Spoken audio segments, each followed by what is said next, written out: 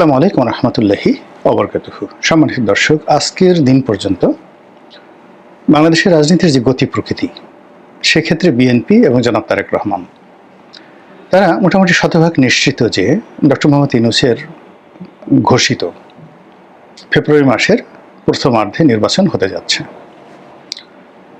BNP তাদের প্রার্থী selection মোটামুটি ঠিক করে ফেলেছে।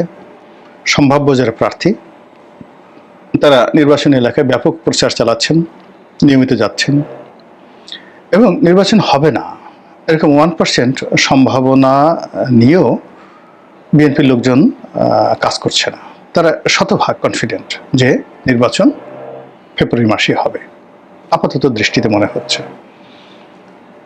অন্যদিকে যেটা হচ্ছে যে ডক্টর মোহাম্মদ ইউনূসের কথায় যেটা মনে হলো যে তিনি তার কথা রাখতে চান, এবং তার যারা একান্ত কাছের মানুষ, বিশেষ করে ডক্টর আসিফ নজরুল, তারপর তার যে প্রেস সচিব রয়েছেন, তো এই দুজনের বক্তব্য যেটা মনে হলো, কিয়ামত হয়ে গেল, ফেব্রুয়ারির মধ্যেই তারা নির্বাচন করবে এবং ফেব্রুয়ারির পর তারা থাকবে না।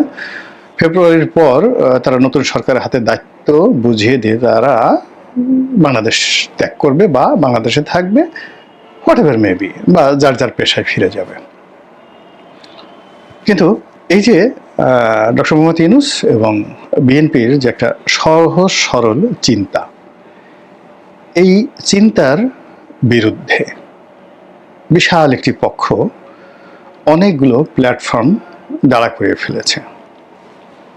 এই প্ল্যাটফর্মে ধরুন জামাত আছে, এনসিপি আছে, তারপর চরমোনাই আছে, আরও অনেক ছোট ছোট রাজনৈতিক দল আছে। আর তারা এই নির্বাচনের পথে বাধা সৃষ্টি করার জন্য কতগুলো ন্যারেটিভ তারা ইতিমধ্যে দাঁড় করিয়ে ফেলেছে। এক নম্বর হলো পলাতক শেখ হাসিনার বিচার হতে হবে, দৃশ্যমান বিচার না হওয়ার আগে কোনো নির্বাচন নেই। দুই নম্বর হলো সংস্কার হতে হবে। এ কারণ হলো এখন রাষ্ট্র যে অবস্থায় আছে, এই অবস্থায় নির্বাচন হয়ে গেলে বিএনপি যদি ক্ষমতায় আসে, তাহলে এটা একটা ডুপ্লিকেট আওয়ামী লীগ হবে। তো এই ডুপ্লিকেট আওয়ামী লীগের শাসনতন্ত্র ফিরিয়ে দেওয়া, ডুপ্লিকেট আওয়ামী লীগের রাজতন্ত্র ফিরিয়ে দেওয়া, তাদেরকে আবার সেই ক্ষমতায় বসানো, এই কাজ করার জন্য তো জুলাই আগস্ট বিপ্লব হয়নি, এরকম একটা ন্যারেটিভ খুব করে চলছে। আরেকটি ন্যারেটিভ, সেটি হলো গণপরিষদ নির্বাচন।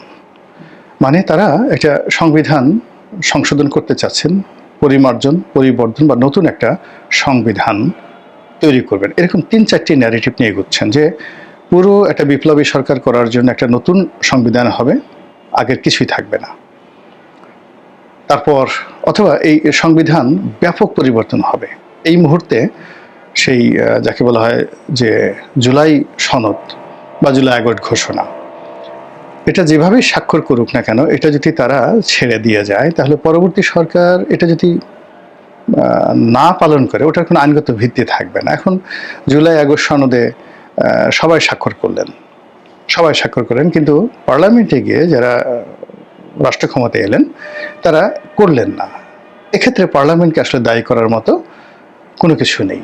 জুলাই আগস্ট সনদের 2 পয়সার দাম নেই। কিন্তু যদি গণপরিষদ নির্বাচন হয় এবং সেই গণপরিষদ নির্বাচনের যারা সদস্য, তারা যদি এই জুলাই আগস্ট সনদ গ্রহণ করে এবং তার অ্যাগেনস্টে একটা নির্দিষ্ট সময়ের মধ্যে একটি নতুন সংবিধান প্রণয়ন করে, বা এই জুলাই আগস্ট সনদের যে শর্ত সমূহগুলো রয়েছে সেগুলো যদি সংবিধানে অন্তর্ভুক্ত করে, সংবিধান যদি রিরাইট হয়, পুনর্লেখন হয়, তাহলে ওটার আইনগত ভিত্তি থাকবে। কাজেই যারা বিপ্লবী, যারা এর সঙ্গে আছেন, তারা যে কোনো মূল্যে একটি যাকে বলা হয় গণপরিষদ নির্বাচন, সেটি আগে করতে চাচ্ছেন, জাতীয় নির্বাচনের আগে। 3 নম্বরে যেটা আসছে সেটা হলো স্থানীয় সরকার নির্বাচন, সিটি কর্পোরেশনগুলো, পৌরসভা এবং ইউনিয়ন পরিষদ, এই নির্বাচনগুলো তারা আগে করতে চাচ্ছেন। এবং এটা ধারাবাহিকতা যে শুরু হবে, ইতিমধ্যে আপনারা দেখছেন যে বিশ্ববিদ্যালয়গুলোর ছাত্র সংসদ নির্বাচন শুরু হয়ে গেছে, ঢাকা বিশ্ববিদ্যালয়, জাহাঙ্গীরনগর বিশ্ববিদ্যালয়। ফলে হঠাৎ করে যদি স্থানীয় সরকার নির্বাচনের তফসিল ঘোষণা করা হয়, বিশেষ করে ইউনিয়ন পরিষদ নির্বাচনের তফসিল ঘোষণা করা হয়, এটা সারা বাংলাদেশে একটা তোলপাড় শুরু হয়ে যাবে, প্রার্থীরা দৌড়াদৌড়ি শুরু করে দেবে এবং বিএনপির প্রার্থীরা বেশি দৌড়াদৌড়ি করবে। বিএনপি চাইলেও তখন সেই নির্বাচনটা বন্ধ করতে পারবে না, সরকার সেখানে উইন করবে। তো এরকম এক একটা নির্বাচন দিল, নির্বাচন দেওয়ার পর 3 মাস, প্রথমে ইউনিয়ন পরিষদ, এরপর উপজেলা পরিষদ, এরপর জাতীয় পরিষদ করে করে ফেব্রুয়ারি মাসে নির্বাচনের যে পরিবেশ এবং পরিস্থিতি, এই কটা নির্বাচন অর্থাৎ গণপরিষদ নির্বাচন, স্থানীয় সরকার নির্বাচন, যার মধ্যে পৌরসভা, ইউনিয়ন পরিষদ, তারপরে সিটি কর্পোরেশন, জেলা পরিষদ, এই নির্বাচনগুলো যদি ফেব্রুয়ারি মাসে তারা একটার পর একটা করতে থাকে, মানে মানুষের মধ্যে যে একটা নির্বাচনী ট্রেন চলে আসবে এবং সেই ট্রেনে যারা যাত্রী হবে বলতে গেলে সবাই মানে এই এনসিপি, জামাত, ডক্টর মোহাম্মদ ইউনূস এই ঘরানার লোক হবেন, অথবা বিএনপির লোক হলেও তাদের প্রতি আনুগত্য দেখাবেন। বোঝার চেষ্টা করুন যে যে যে পদে বসে, এখন চট্টগ্রামের মেয়র হয়েছেন ডক্টর শাহাদাত, তিনি বিএনপির লোক, কিন্তু তাকে তো সরকারের হুকুম মানতে হবে, সরকারের কাজ করতে হবে, না চাইলেও তাকে আসিফ মোহাম্মদ সজীব ভুঁইয়ার হুকুম মান্য করতে হবে। ইশরাক সাহেব যদি ঢাকাতে মেয়র হতেন, তাকেও ঠিক একই কাজ করতে হতো, এখানে কোনো ওয়ে নেই। আবার মুশফিক ফজল আনসারী রাষ্ট্রদূত হয়েছে, তাকে তো পররাষ্ট্র মন্ত্রণালয়ের অধীনেই কাজ করতে হচ্ছে। তো সেক্ষেত্রে যদি বাংলাদেশের সমস্ত ইউনিয়ন পরিষদের নির্বাচন হয়, উপজেলা নির্বাচন হয়, সব সিটও যদি বিএনপির লোক জিতে, তাকে মন্ত্রণালয়ের হুকুম মানতে হবে, মন্ত্রণালয় মানে ডক্টর ইউনূসের অনুগত হয়ে যায়। এবং তখন এই আনুগত্যকে যদি তারা only 2 or 3 months or 4 months ব্যবহার করতে পারে, 1 বছর বলতে কথাই নেই, তাহলে জাতীয় সংসদ নির্বাচনে মানে যারা ক্ষমতায় থাকবে তাদের বিজয় কেউ ঠেকাতে পারবে না। এবং এই সেম পলিসি বাংলাদেশে 2বার 2জন লোক করেছেন। এরশাদ সাহেব করেছেন, শতভাগ সফল। জিয়াউর রহমান সাহেব করেছেন, শতভাগ সফল। আর পাকিস্তান জমানাতে বেসিক ডেমোক্রেসির নামে আইয়ুব খান করেছিলেন, শতভাগ সফল। তো কাজেই এইরকম একটা সফলতার দিকে যাওয়ার জন্য বিএনপির যারা প্রতিপক্ষ, তারা এই যাকে বলা হয় এই জিনিসগুলো করতে চাচ্ছেন। তো এই কাজের সঙ্গে যারা সম্পৃক্ত, এরা সবাই ধর্মভিত্তিক রাজনীতি করে এবং এদের সঙ্গে অনেকেরই পাকিস্তানের সম্পর্ক আছে বলে সবাই অভিযোগ করে। এরকম একটা অবস্থা চলছে। তো এই যে ন্যারেটিভ, সেই ন্যারেটিভের বিরুদ্ধে যদি জনাব তারেক রহমান সাহেবকে আর ডক্টর মোহাম্মদ ইউনূসকে যদি দাঁড়াতে হয়, তাহলে সঙ্গত কারণেই তাদেরকে জঙ্গিবাদের বিরুদ্ধে কথা বলতে হবে, তাদেরকে উগ্র মৌলবাদের বিরুদ্ধে কথা বলতে হবে এবং পশ্চিমা দুনিয়ার সমর্থনের জন্য তাদের এই জিনিসটা খুব বেশি দরকার। পশ্চিমারা মৌলবাদকে, ধর্মীয় উগ্রবাদকে জমের মতো ভয় পায়।